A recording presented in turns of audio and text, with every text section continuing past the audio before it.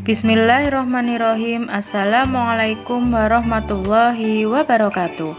Hari ini kita akan belajar tema 3, subtema 3, pembelajaran 2. Pernahkah kamu menyimpan air dalam plastik di lemari pembeku?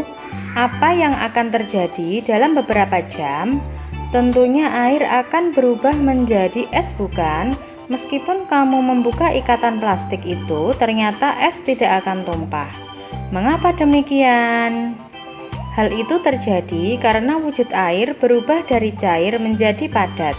Perubahan wujud dari cair menjadi padat disebut membeku. Berikut ini merupakan contoh lain perubahan wujud dari cair menjadi padat dalam kehidupan sehari-hari. Yang pertama adalah adonan gula setelah dingin menjadi padat pada pembuatan gula Jawa. Yang kedua, agar-agar berwujud cair lama-kelamaan akan menjadi padat. 3. Air yang dimasukkan ke dalam freezer lama-kelamaan akan membeku menjadi es batu. Dan yang terakhir, lilin yang mencair setelah dingin akan menjadi padat. Dalam kehidupan sehari-hari, tentunya ada beberapa pekerjaan yang harus dilakukan secara berkelompok. Pekerjaan yang dilakukan secara berkelompok tentunya ada beberapa pembagian tugas di dalamnya.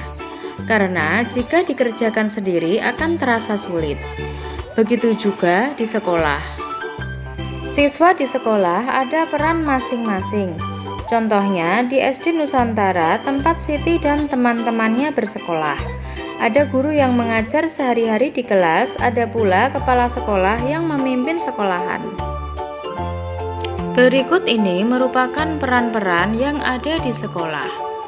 Mulai dari guru, kepala sekolah, penjaga sekolah, hingga petugas yang ada di sekolah.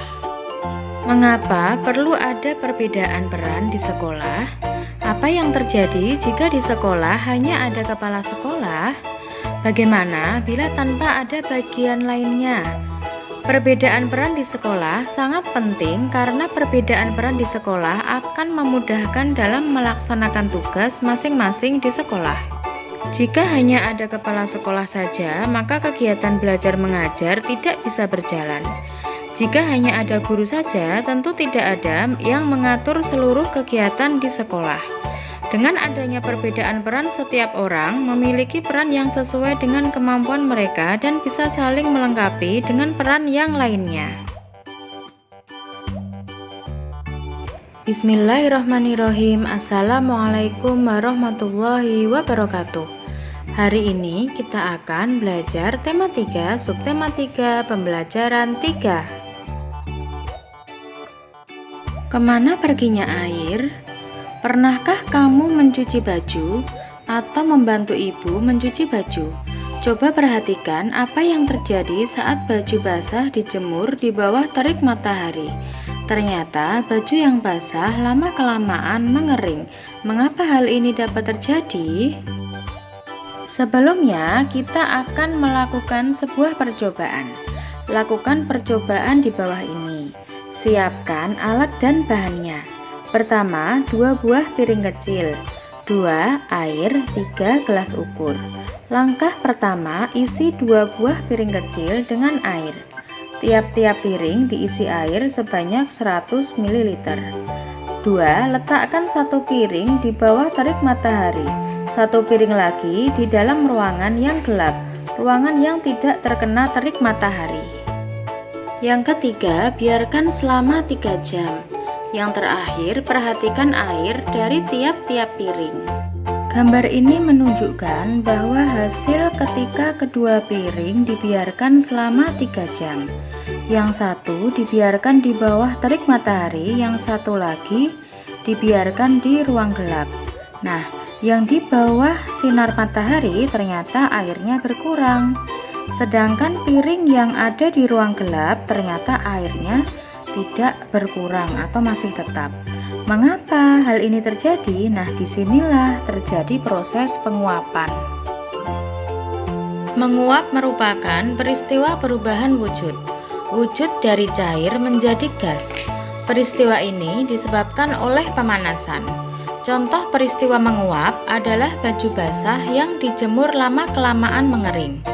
Air dalam baju menguap karena terkena panas matahari.